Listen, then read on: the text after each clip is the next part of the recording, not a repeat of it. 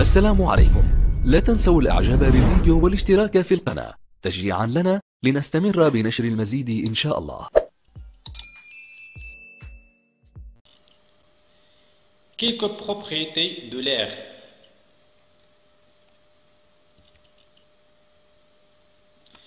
La compressibilité et l'expansibilité de l'air. انضغاطية وتوسع الهواء. Une activité expérimentale, نشاط تجريبي. On enferme un volume d'air dans une seringue en bouchant son orifice par le doigt. Image A, puis on pousse le piston. Image B, puis on tire. Image C. Alors, بالنسبة لهذه التجربة هذه، دونك عندنا واحد السورانك في الإيماج A، غادي ندخلو فيها واحد لا كونتيتي دو ليغ، اوكي، et en bouchant l'orifice، يعني غادي نسدو الفوهة ديال هذه المحقنة، ثم من بعد نقوم بالضغط على المكبس، والمرحلة الثانية نقوم بجر المكبس.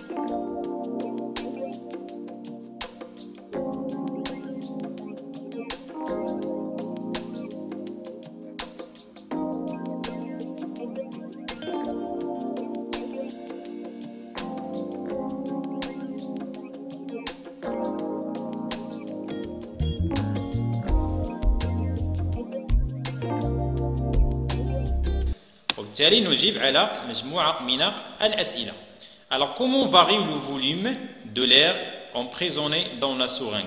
كيف يتغير حجم الهواء المحجوز داخل المحقنة عندما نضغط على المكبس lorsqu'on pousse le piston et lorsqu'on tire le piston. إذن في حالة جر المكبس وفي الحالة ديال دفع المكبس. Alors, lorsqu'on pousse le piston, le volume de l'air diminue. يعني عندما نضغط على المكبس حجم الهواء داخل المحقنة ينخفض أو يتقلص. Et lorsqu'on tire le piston, le volume de l'air augmente. Alors عند جر المكبس حجم الهواء داخل المحقنة يتمدد أو يزداد. On fixe maintenant un manomètre sur le bout de la seringue. يعني نقوم بلصق المانومتر بفوهة المحقنة كما تلاحظون في هذه الصورة. إذا بالنسبة للمانومتر، إذا هذا هو المانومتر محقنة، ثم بالنسبة للمكبس، ونقوم بنفس العملية.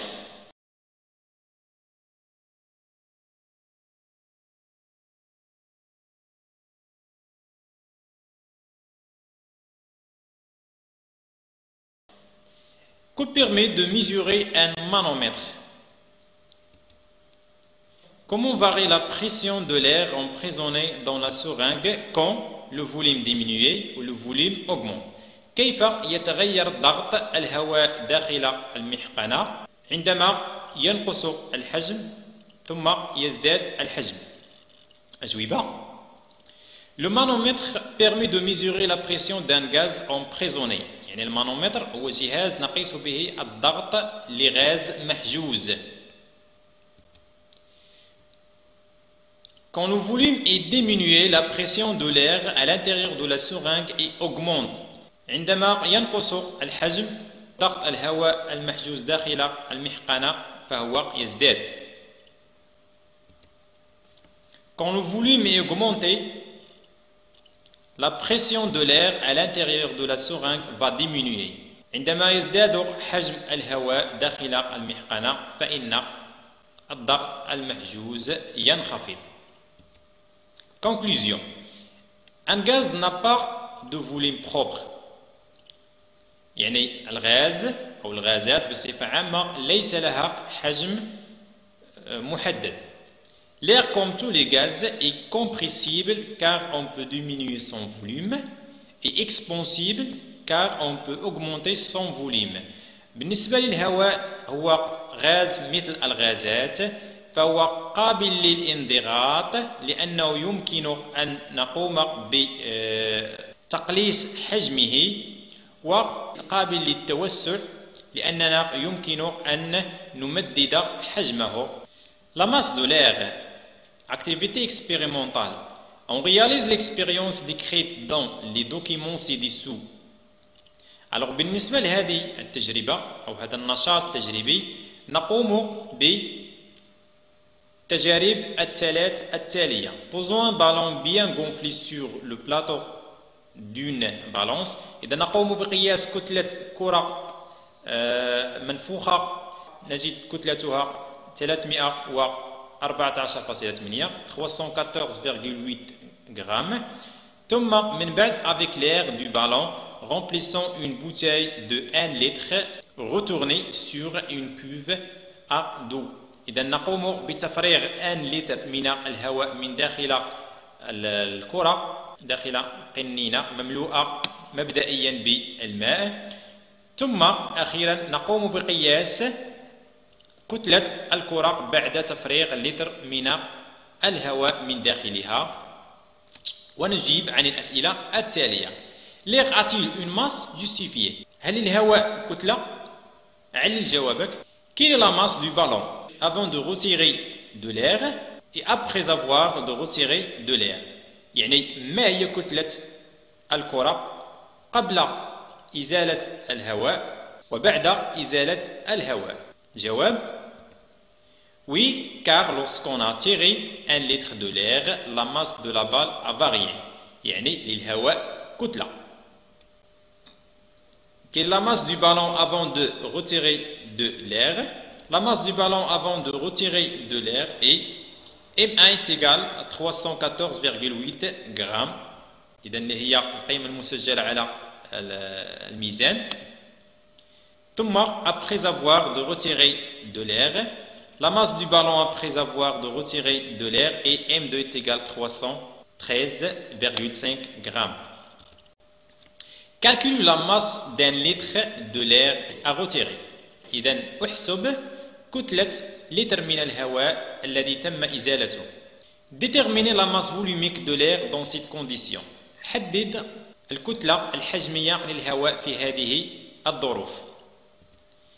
La masse d'un litre de l'air à retirer est M est égal M1 moins M2. يعني كتلة الكرة قبل إزالة لتر من الهواء ناقص كتلة الكرة بعد إزالة لتر من الهواء تساوي 1.3 غرام. يعني كتلة 1 لتر من الهواء هي 1.3 غرام.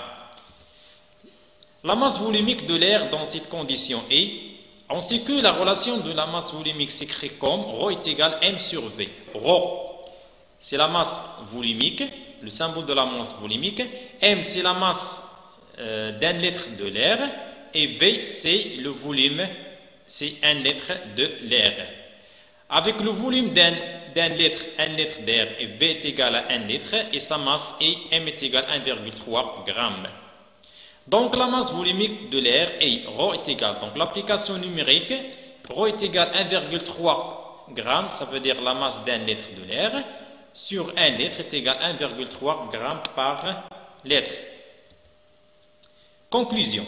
L'air, c'est un gaz à une masse. Dans les conditions habituelles, c'est-à-dire sous la pression atmosphérique normale, 1013 hectopascales, et à la température de 25 degrés, 1 litre d'air a une masse voisine de 1,3 g. Alors, بالنسبة للهواء فهو عبارة عن غاز له كتلة. Alors, في الظروف العادية عند ضغط جوي عادي 1013 هكتوباسكال ودرجة حرارة عادية 25 درجة، لتر من الهواء كتلته تقريبا 1.3 غرام. Les constituants de l'air مكونات الهواء. Une activité expérimentale. On pose une bougie allumée dans un récipient plein d'eau colorée, document 1, puis on la recouvre à l'aide d'une prouvette graduée, document 2. Alors, نقوم بوضع شمعة داخل إناء يحتوي على ماء ملون، ثم نقوم بقلب المخبار المدرج فوق الشمعة.